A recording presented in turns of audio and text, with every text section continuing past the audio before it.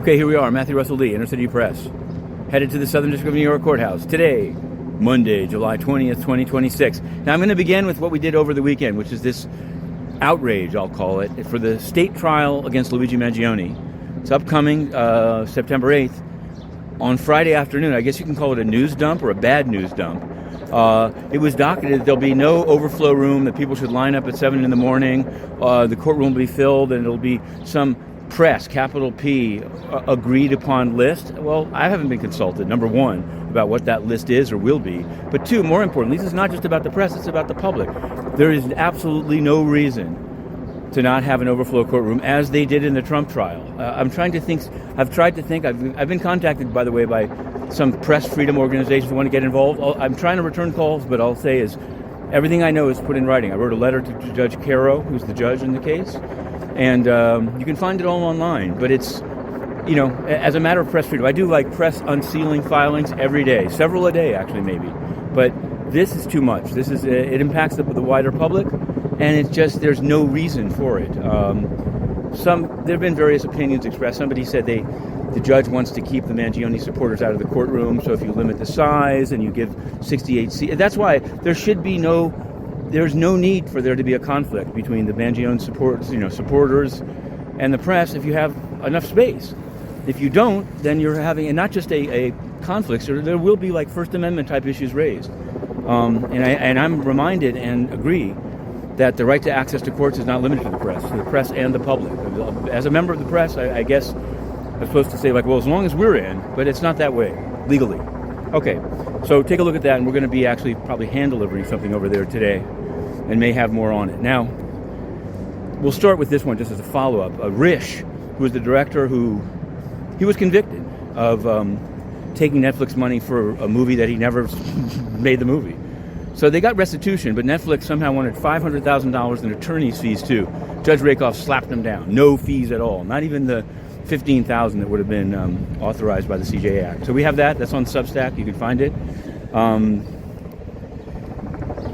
I mentioned unsealing. Let me get back to it. On the beginning last year, this was actually the launch of the unsealing project beyond SDNY and EDNY. In the District of Columbia, they have a secret docket, a special docket called CSZ. It is funny. Called SZ, in which seizures, not just of ships, but also of websites and domains and currency, many of them are sealed because the warrant is initially secret because they want it to be secret so they can go and seize the stuff. Okay, but it seems like once they seize the stuff, you got to docket the case. It's a case. You got a warrant. The judge signed it. So we started inquiring. We wrote to Judge Faruqi, Magistrate Judge Faruqi. He answered us on another thing, but not on this. On this, he said to contact the special assistant to the chief judge of the district, James Bosgrove. So we did, and it hasn't worked. 2 emails, no answer, called, got a kind of response, they'd look into it, nothing done. Now, without even being told about it, we learned that they have a web page, not Pacer, nothing official, a court web page, which they say they're disclosing these things on. But if you want to know what, they've only disclosed 6 of 44 so far this year. 6 of 44. And even that's not a full disclosure, but okay. So we wrote a story about those 6, but what about the other 38? Where are they? And since it's not in Pacer, how do you file to get it unsealed? This also exists about another entity and we gave full credit in our story to Court Watch, which DM'd us about it, and then we looked into it. The Alien Terrorist Removal Court, which has been authorized. It's not a secret thing, but it was authorized in 1996, and then no one heard anything about it. Finally, there's a case in front of it, and that's fine, but it doesn't say who the defendant is.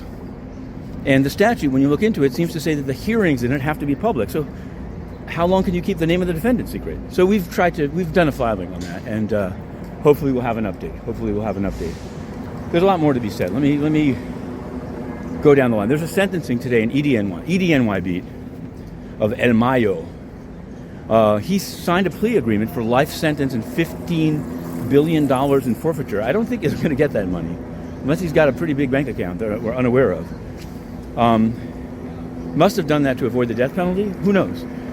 Meanwhile, there's a Sinaloa cartel case here where the guys, from 5 years they're asking for. So big difference. Maybe it's all in which cartel you're in, how high up you are. Let's go financial. There's of the many outrageous predatory lending applications. One is by something called Commerce One to buy Green Dot Bank, and we got a FOIA response from the Fed, totally blacked out and taken down. And what we've decided to do is to do a FOIA appeal. Here's someone speaking behind me, so I'll end it here.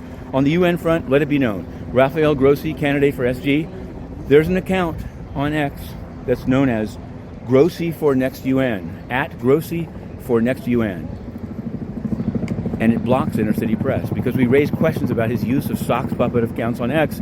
The answer, rather than to answer our questions, including to the IAEA and to the UN spokesman, simply to block Inner City Press. But we will continue to report. For now, we're going in. To be continued.